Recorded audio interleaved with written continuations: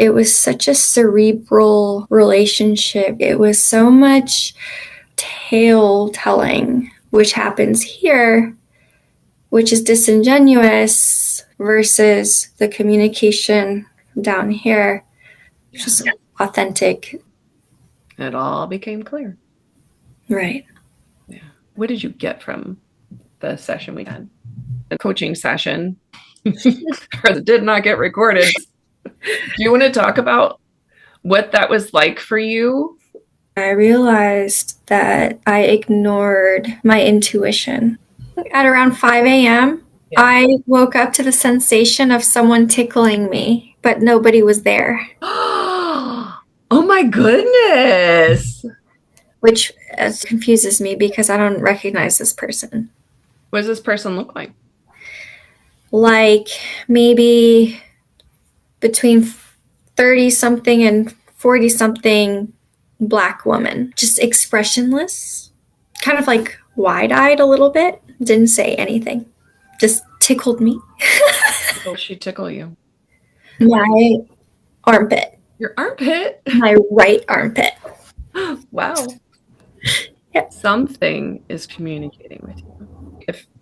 If I was doing a more spiritual bend to this, I would guess that's some sort of guide or ancestor. The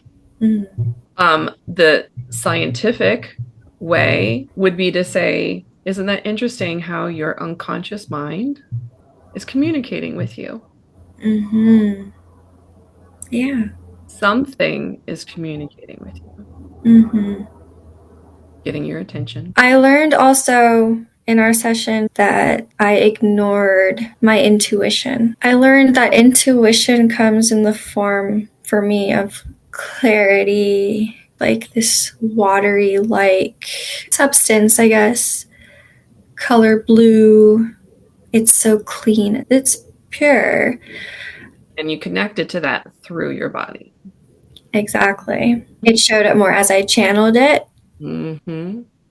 It came to the foreground and it expanded. I realized that I hadn't made the consistent effort to maintain a relationship with myself, to be able to feel prepared for moments of clarity coming from within, what to do with the sensation of truth. This goes back to appeasing others and not taking my own opinion or intuition seriously. What about this part up here? That was an aha moment where I realized that throughout the duration of my relationship, it's like I had come out of my body, lost touch with it. And my center was here, and it was so uncomfortable and tight and foggy and just painful. Mm-hmm. It was such a cerebral relationship where I was weaving a tale to justify and make excuses for why things were happening and why separation wasn't needed and why this will work. It was so much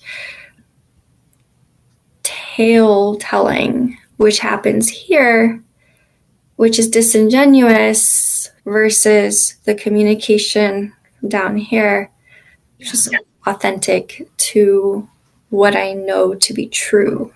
Yeah, you got to drop in. It all became clear. Right. Yeah.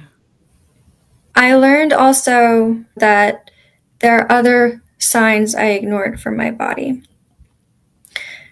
I had lost, my sexual drive. My gut was giving me pain, and the jaggedness within the chest area. Mm-hmm.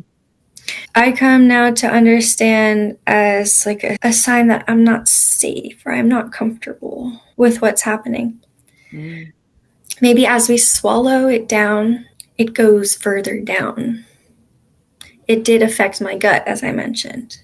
Another thing that came up was a jaggedness. And we communicated with that part. And then I thought, Alanis Morissette, that's the line, swallow it down. It's a jagged little pill. Mm-hmm. Mm-hmm. You said that not feeling safe, not feeling comfortable affected your sex drive and your ability to receive pleasure. And that's completely common that women, the minute there's a little rupture, our bodies respond and we're not consciously aware of it. All of a sudden, it's hard to really receive Mm-hmm. that pleasure, receive the person that we're with. So if there's been some sort of rupture and trust broken, not feeling safe, not feeling comfortable, it's absolutely going to affect our ability to connect. Right. So look at all of this information that your body has for you when you're able to communicate with it and have this relationship. It's now tickling you. Yeah. And also, yes, your body is your subconscious mind. It's an aspect of your subconscious mind. I Yep. see. Yep. Mm-hmm. The body stores a lot of wisdom. Mm-hmm. And our body is this vessel to communicate wisdom. Right. And there's wisdom all around in the universe. The intelligence that knows how to create universes, Mm-hmm. how to sustain life, how to make these bodies that know how to renew and rejuvenate themselves and heal cuts and bruises and everything that our bodies can do. There's some sort of intelligence there, and we're one with that intelligence. And so when we're able to slow down and get still and connect, then that's why we can get these downloads Mm-hmm. and have women you've never seen before tickling you. Right. We could come up with our best guess as to what that is. And you could call that an unconscious experience, or you could call it a mystical experience. Hmm.